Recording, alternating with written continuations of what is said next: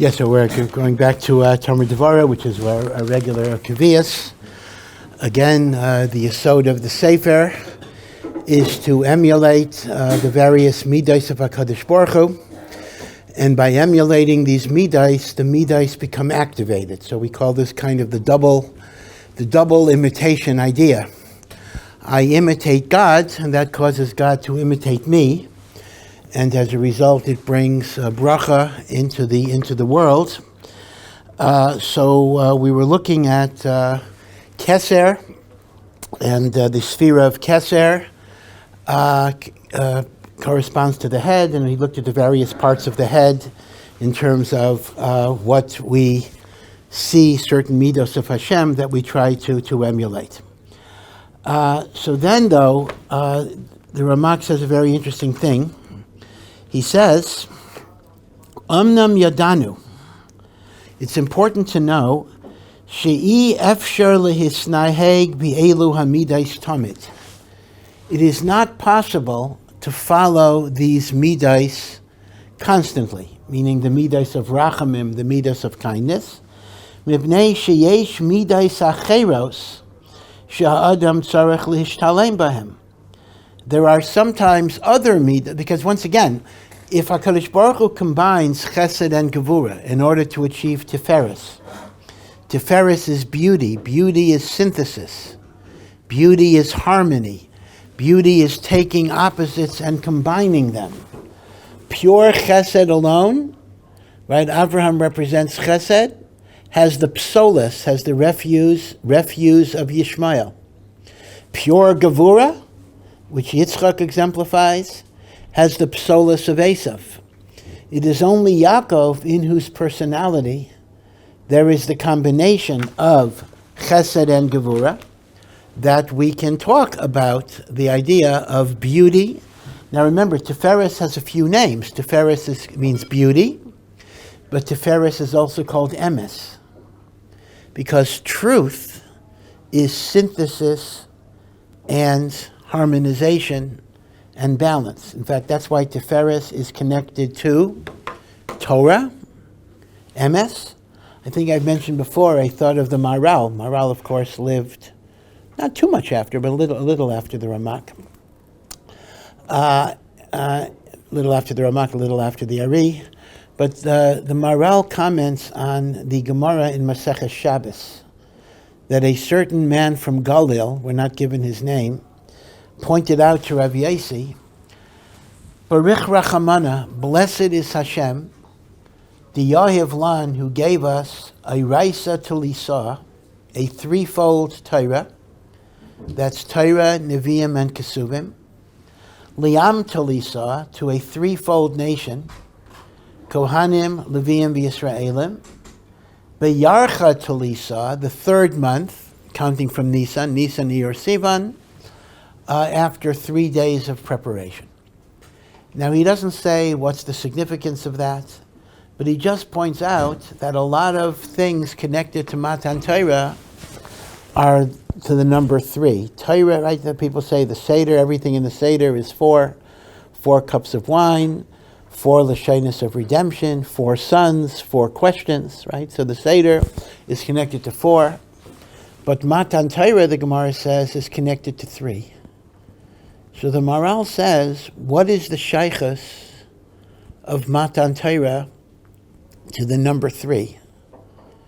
So Maharal says that if you envision 3 as a triangle, 3 points, so the base of the triangle, you have 2 points moving in opposite directions. There's this end and there's this end.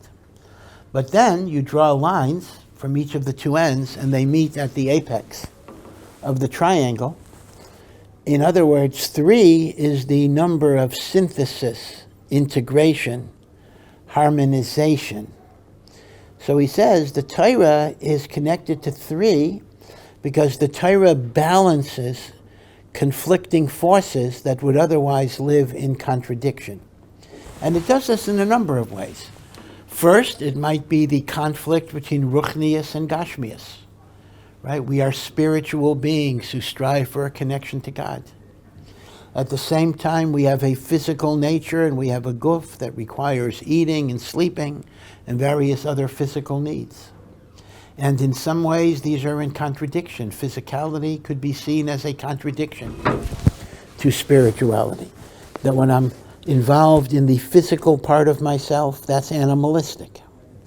And that's why some religions had a tradition that if you wanted to be holy, you had to try to disengage from the physical to whatever degree possible. Of course, it's never totally possible. That would involve long periods of fasting. That would involve celibacy. That would involve poverty. That would involve renunciation of the world. Because physicality and materialism were seen as inherently evil, although they had to be tolerated. The Torah does not teach that way. The Torah teaches the other way around, that maybe physicality is neutral, but you can utilize the material to serve HaKadosh Baruch Hu. So the Maharal says the Torah is connected to the number 3 because it synthesizes what would otherwise be the contradiction between Gashmias and Ruchnias, with the idea that you can even satisfy Gashmias. Now, the truth of the matter is, this is very, very complicated. I mean, people might ask the simple question, is Judaism in favor of asceticism? Is Judaism in favor of minimizing your connection to the material world? It's a complicated question. It is not a simple question because you can have many, many sources on both sides of the equation. And to some degree, it may be a difference in Hasidus and Musar as it developed over time. And that is, certainly I cannot deny that in some sources there is clearly an ascetic streak in which you're supposed to deny yourself pleasure, don't have, that piece of cake, whatever it would be, train yourself. In fact, I just read Rav Scheinberg, just an example. I opened up a biography of Rav Scheinberg. Just opened up to a certain page just by accident, although there's never accidents.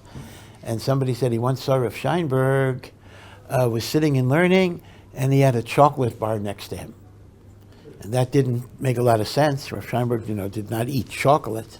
But then he noticed what Rav Scheinberg would do would be, like every 15 minutes, he would pick up the bar and lick it and put it down. So what's the pshat? This was a training ground because most people cannot do that with chocolate. Eat chocolate, you want to finish it. He wanted to train himself to control his taivas by actually indulging in the chocolates and then not having it for 15 minutes and then just licking it a little bit. So there is a setus if you read about Rav Steinman. Rav Steinman, who lived, he and his Rebbetzin lived really in a wreck. They lived in a dump in terms of physicality. Even by Israeli standards, it was kind of like a shack. And his daily meal, he ate once a day, was like a potato and a glass of water with some fish. And he used to joke. He used to tell people, he said, try it. It's pretty good. He would tell people.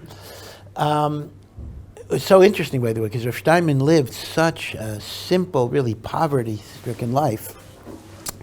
And, people were sometimes embarrassed because they would come and ask him a question, we need a new car, the old car isn't, the old car isn't working so well, what does the Rav think, so you'd be a little embarrassed, to go to Rav Steinman and start talking about, should I get a new car, for business or whatever. But what's interesting was he understood, his greatness was, he understood that not everybody was on that madrega.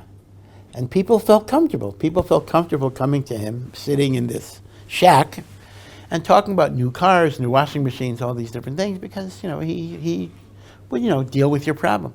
Although my favorite one about a new car, I have a new car story with Rav Steinman. A businessman in Bnei Brak who was a wealthy guy came to Rav Steinman and said, "I really need a new car because I have customers who need to see that I'm a chush of a person, but I'm afraid of ayin hara. People are going to see me with a new car. I'll have ayin hara. They'll look askance at me, and that could bring down God's negative judgment." So Steinman said to the person, he says, you're right. People being jealous is very powerful. Ayin hara is essentially jealousy. It's not evil eye like magic, rays come out of the eye. But ayin hara means when people look at me and they feel I don't deserve a certain thing, so that causes Hashem to scrutinize me in a more careful way. That's what ayin hara works. It's a thing that triggers the judgment from Shamayim. So Rav Steinman says ayin hara is a powerful thing. You need not to do anything that make people jealous. So then he asks the man, so tell me, sir, he says, do you learn Torah every day? Or have you finished Shas? He said, no, I haven't finished Shas. Do you have Mishnayos? No. Do you learn Torah every day? He says, well, not every day. So Rav Steinman says, so I wouldn't worry about ayin hara. Why should somebody be jealous of you? What's there to be jealous of? Kind of a musar there.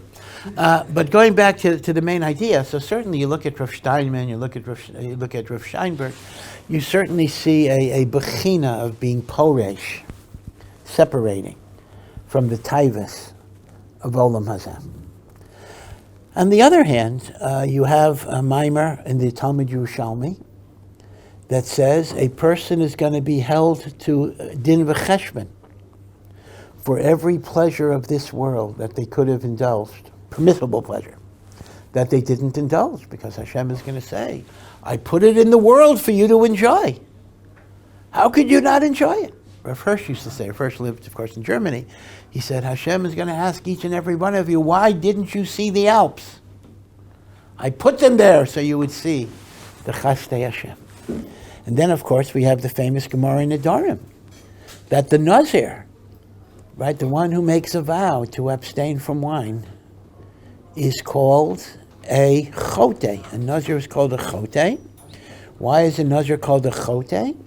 Because he is depriving himself of a permissible pleasure. The Torah says you can have wine. He makes a vow not to have wine. He's bound by his vow, but he's a sinner for making such a vow. Right? And the Gemara says, Yeshe b'tainus, a person who sits in extra tanesa might be called a chote for that reason. By the way, it's fascinating just to show you how there's such a machlokes. You know what the Ramban brings, the Ibn Ezra brings. The Ibn Ezra brings that you know why a Nazir is a chote? Because the actual expression is he brings a sin offering. Right? So Rashi understands he's bringing a sin offering because of the sin of becoming a Nazir. The Ibn Ezra says the opposite. He brings a sin offering because of the sin of ending his Nazirus. A person touches the sublime level of abstinence. Wow. How dare he come back into the mundane world? This is very fascinating. The chait is not becoming the Nazir. The chait is leaving Nazirus once you've touched it. So you can write a book on this, really. I mean, what is the Torah's attitude towards physicality? Now, one of the things Hasidus tried to teach was elevating, physicality to see spiritual value in it. And the Balatanya himself warned that sometimes that was taken to excess and was used in a wrong way. So it's hard to know, but the one thing is certain is that the Torah gives us opportunities to take the physical world and elevate it. So thus, for example, celibacy is clearly against Judaism. Moshe Rabbeinu is the exception of one. Moshe Rabbeinu is different than everybody else. That is the very first mitzvah of the Torah, is to be fruitful and multiply. Moreover, the Rishonim make it clear that the purpose of marriage is not only to have children. One might argue, well, there's a mitzvah to marry, so you'll have children. The emes is that the Rambam counts marriage as a separate mitzvah, ki yikach ish isha.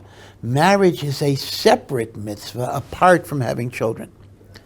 Meaning, even if a man or a woman could not have children, there is still a mitzvah for them to marry, which is very important because that indicates that the union of man and woman, is not only a means to procreation, which of course it is, but it is a value in and of itself. That's a very important perspective on sexuality, on the connection of man and woman, etc., in their shleimus and the like. So we have marriage as an example. We have all of the mitzvahs connected to eating, right? The su'udas of Shabbos, achila, right? All of these things are taking what are animalistic functions and dedicating them to God. Okay, so even though one should not be shakua, so to speak, in the taivas of Olam Hazeh, but a certain amount of enjoyment and a certain amount of pleasure is something that enhances your connection. So going back to the Maral is saying, this is why the Torah is connected to the number 3, because it is taking ruchnius and it is taking gashmius that seem to be in opposite sides, like a triangle, the base of a triangle, and they meet, they're integrated, they're synthesized, they're balanced. The Torah shows me how I can take the body, as it were, and dedicate it to HaKadosh Baruch Hu's service as well. That's one aspect of the Torah being connected to the number 3. The other aspect is, what the Ramak is talking about now, it is also the synthesis between chesed and gevurah. Because chesed is the benevolent impulse to give, to share, to be kind. Gevurah requires sometimes that I focus on myself and I don't give necessarily. I got to spend time on building myself up. And how does a person know when to do this, when to do that? So the Torah creates at least a halachic structure, right? So when you're learning Torah, etc., you don't necessarily stop to do chesed unless there's nobody else who could do it. In other words, the Torah gives you the balance of when to be kind in giving and when do you need to be more focused and introspective. So the number 3, the Maral says, is very, very important because number 3 is connected to harmonization, balance, integration, synthesis, and that is called beauty, tiferes, and that's also called emes, because truth is not the extreme. Truth is always going to be a balance of these different ideas.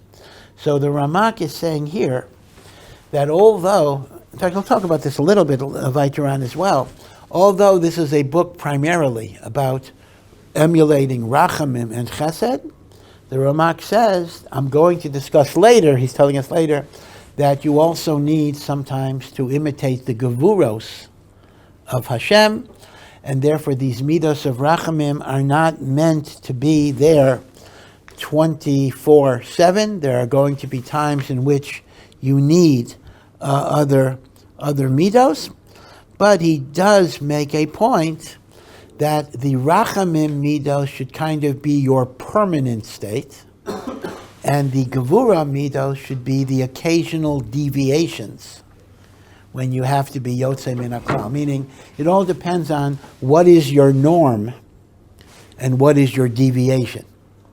So it shouldn't be, your norm shouldn't be gevurah in which you deviate to chesed. Your norm should be chesed, which has occasional deviations on the side of gevurah. This, by the way, Chazal encapsulated in a very beautiful saying that liolam tehei yamin mikareves usmol docha. What does that mean? The right hand should always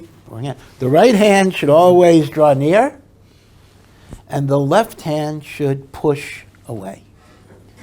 Again, with apologies to lefties, Chazal speak of the right as your dominant, stronger hand.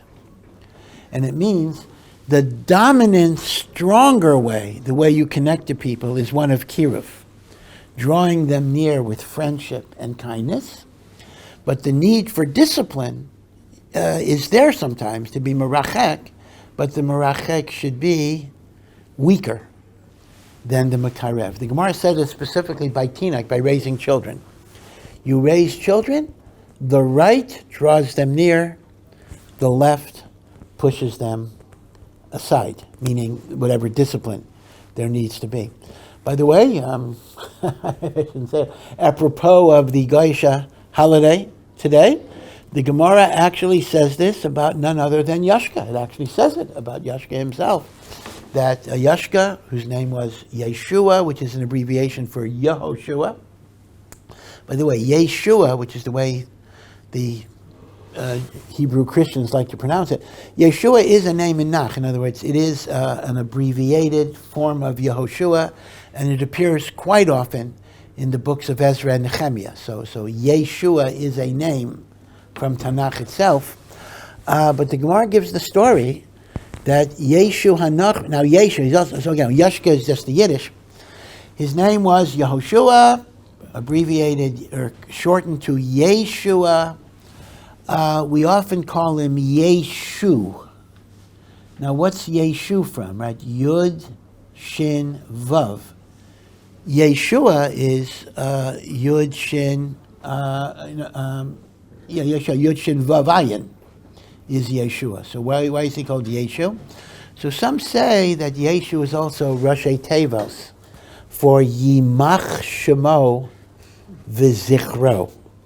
His name should be, and his memory should be erased. And we had mentioned last week that some say the 9th of Teves was a fast day for tzaddikim because that may have been his birthday.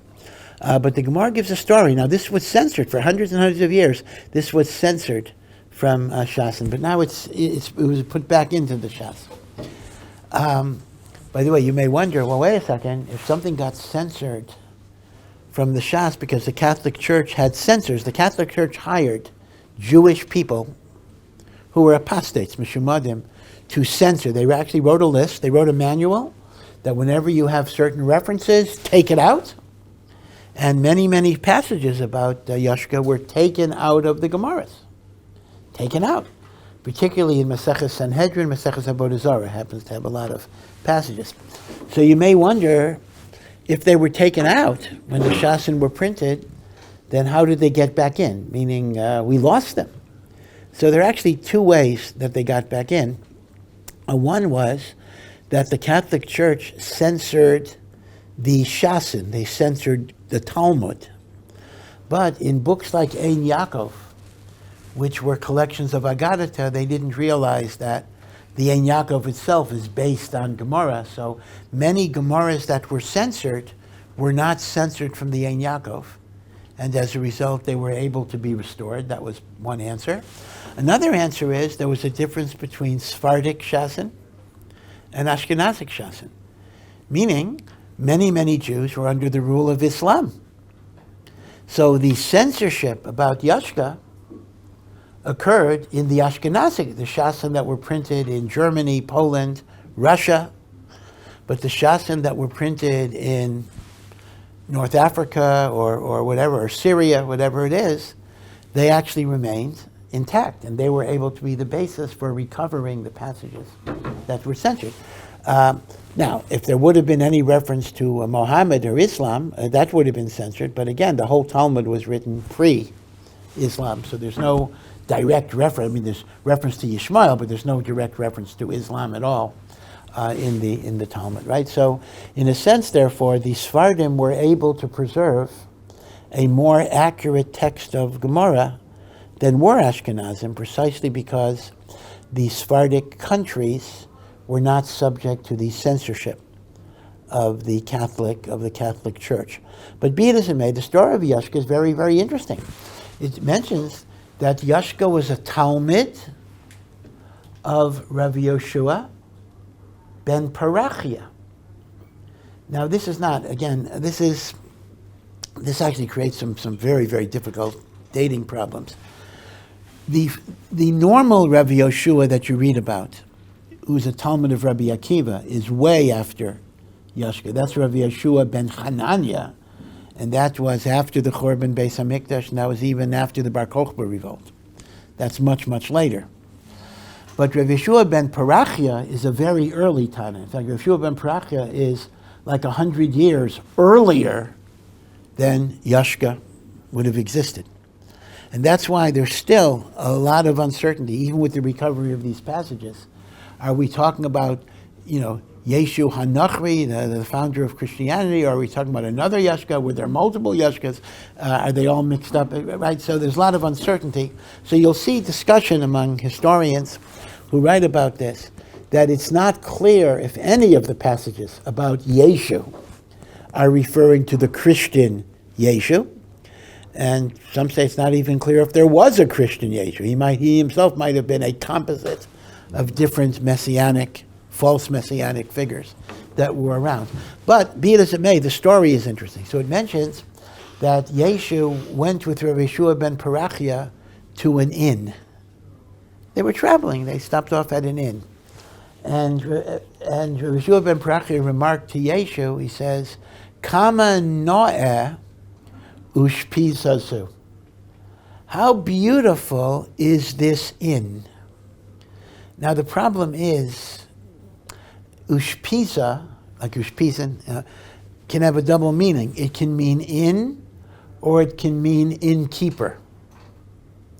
So Yeshka interpreted it to mean, he was saying how beautiful the woman that's serving us is.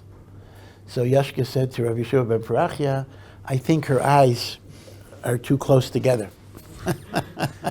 So Rabbi Yeshua ben Parachia thought this was pretzis, that this is what Yeshka notices, this is what he thinks about, and this is what he thinks his Rebbe is thinking about. So Yeshua ben Parachia put him in chayrim, excommunication, didn't talk to him for a long period of time. And every day Yeshka asked mechila, he asked forgiveness. And it went on, I think it was either 40 or 30 days after I remember the Gemara, but for a number of days he was asking. Yeshua ben Parachia held that Yeshka needed the discipline of understanding that this was a serious offense. So Yeshka finally said, after either 30 or 40, whatever the number of days was, this is the last time. If he doesn't accept me now, this is it. And Rabbi Yeshua ben Parachia said to himself, today I'm going to forgive him. Today is going to be the day. And Yeshka shows up, and Rabbi Yeshua ben Parachia is in the middle of Kriya Shema. Now, I'm not sure why Yeshka couldn't figure this out. Was he looking for an excuse? And Rabbi Yeshua ben Parachia didn't interrupt Kriya Shema. So Yeshka says, that's it. I'm leaving this place. And it says he went down to Egypt, he learned sorcery, whatever. Then it goes on and just discusses how he used the kochos of Tumah to do various things. Now, what's fascinating is, after the Gemara gives this story, who is the one that's criticized here? Rabbi Yeshua ben Parachia is criticized. He says, he was too tough. He should have forgiven him earlier. He shouldn't have been so strict. It was his strictness that caused Yeshu to go off the derech. It's quite amazing. The Gemara doesn't say how bad Yeshka is. It says Rabbi Yeshua ben Parachia was too harsh on him. Yamin mikareves, usmol docha, and not like Rabbi Yeshua ben Parachia that was docha Yeshu, b'shtei yadayim, with both yadayim.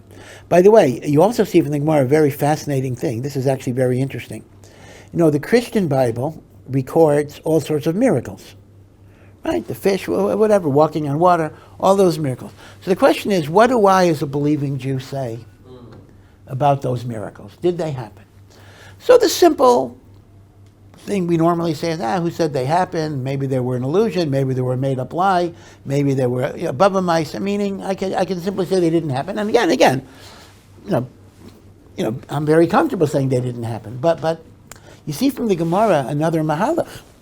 The Gemara actually acknowledges that they might have happened because it mentions that Yeshu went to Mitzrayim, which we'll have to discuss that, but he picked up Kishuf. Now again, that's a whole other discussion. Is there such a thing as real magic? The Torah describes Chartume Mitzrayim, changing the staffs into snakes. So most Rishonim, except for the Rambam, do acknowledge there is such a concept as magic. So Yeshka used magic. Okay, fine. That doesn't mean it's from Hashem. It doesn't mean there was anything holy about it. But therefore, so in a sense, we don't have a problem. We don't have a problem with Yeshka doing miracles, because the Gemara itself says that he was a machashe from Mitzrayim, and he picked up all of those different things. Now again, whether that's a real magic or whether it's an illusion, that's another thing. In other words, even if there is no such thing as magic. There is certainly ways of making people be deluded, hypnosis or optical illusion or whatever it is. So whatever it is what Yashka might have employed. Yeah. Did you also say that his mother practiced witchcraft as well? I don't think the Gemara says it. I mean, the Gemara mentions that his mother was Mizana. It actually mentions Yashka was technically a mamzer. That we do see. In fact, some say the whole the whole story of the virgin birth was an attempt to cover up a mamzerus problem, meaning to say it was known that his mother did not conceive from her husband. So how do you explain it, right? So the alternative would be mamzerus or virgin birth. So they went with the virgin birth idea.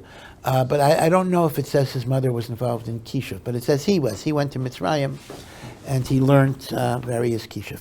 But it is very, very fascinating that you see how Chazal actually look at Rav Yehoshua ben Parachia as being too strict. Rav Chaim Shmulevitz used to say that the same thing was true with Amalek itself. Amalek, Rav Chaim Shmulevitz had a shita that was very interesting.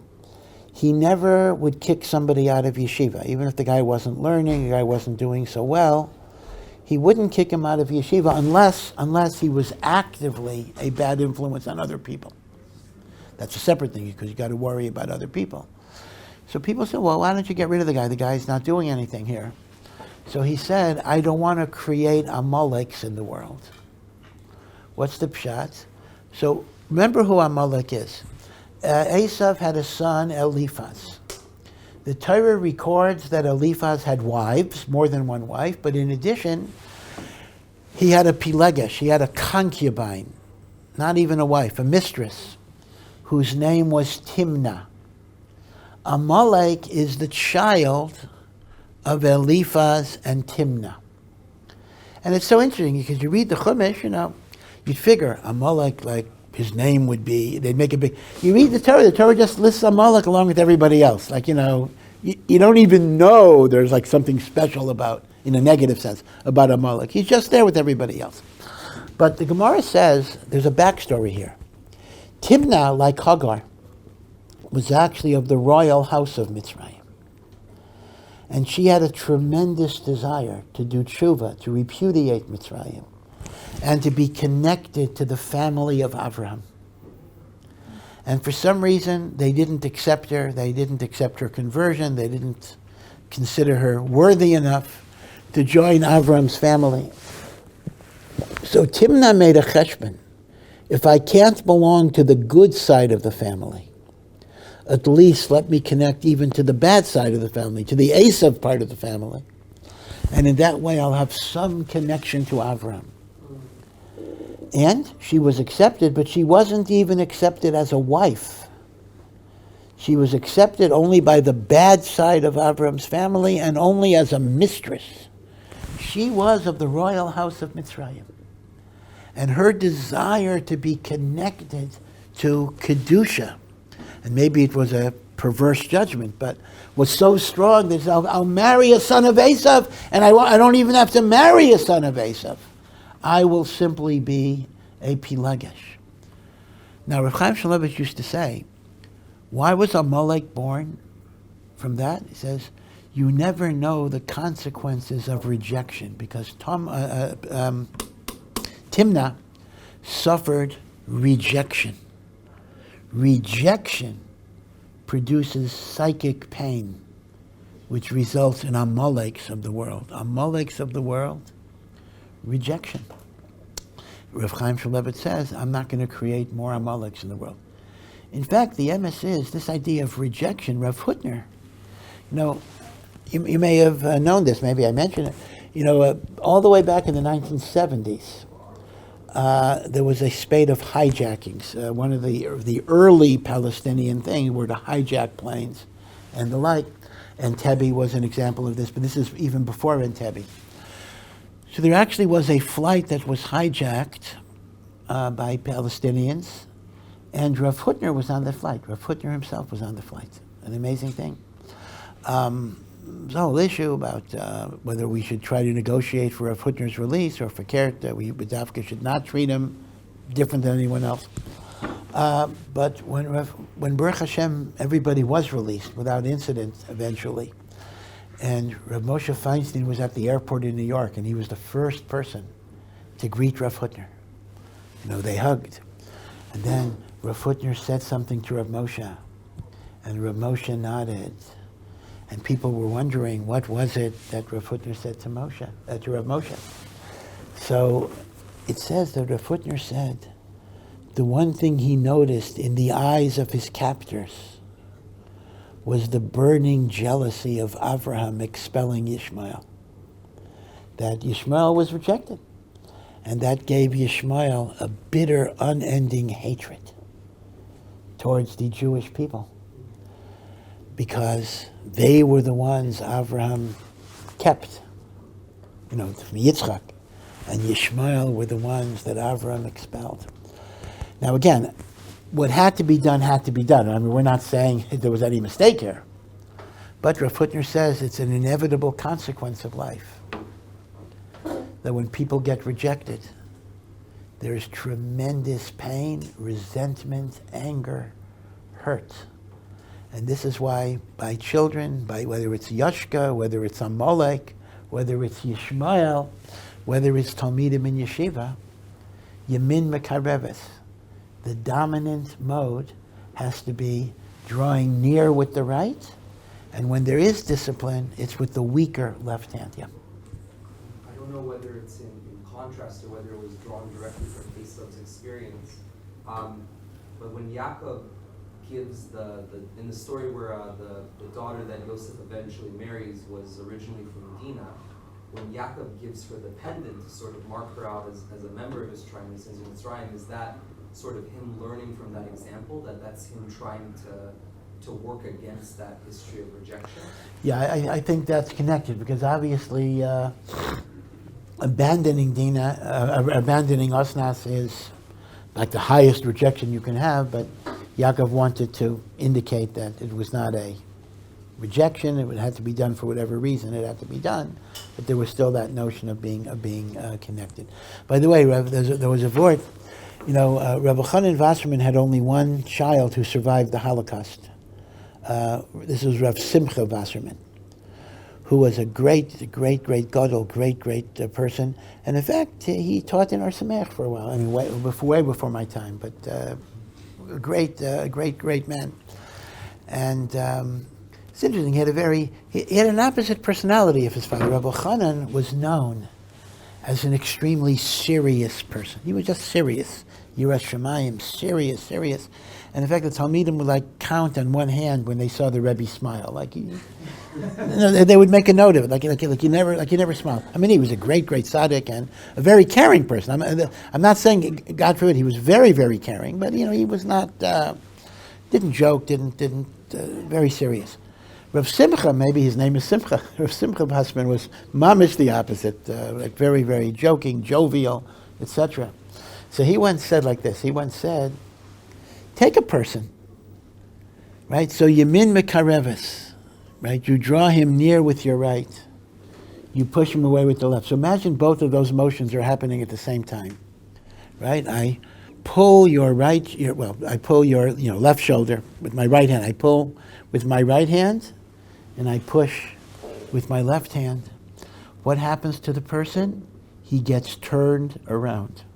So he said, this is how you turn somebody around. This is how you change somebody. You change somebody with Yamin Mekarevet Usmol Dochem. My only kasha, okay, maybe I shouldn't tell you kasha, it's such a beautiful word. My only kasha on that word is, you'll turn them around if you do it the other way too. I mean, anytime you have two hands that are pushing in opposite directions, it's going to happen. But Einachinami, maybe that's right too.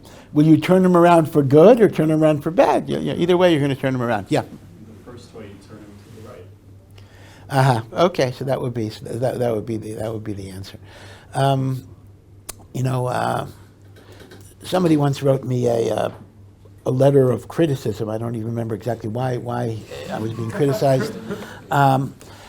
And it was a long letter of criticism, and they compared, they said, you're so different than Rav Simcha Wasserman, which of course I am. And she said about Rav Simcha Wasserman, though, a line that I remember, it was such a beautiful line. She said, Rav Simcha Wasserman, if the whole Torah would have been forgotten, I could reconstruct it from looking at him. I can just watch his life, and I would be able to reconstruct the whole Torah. Beautiful, beautiful statement to say about somebody, that halvai, that, you know, someone could look at any of us, any of our lives, and say, oh, now I know the Torah, just from looking at that life. Okay, we'll stop here. Thank you for listening to this Awesome production. To find out more and to partner in our mission, please visit ohr.edu.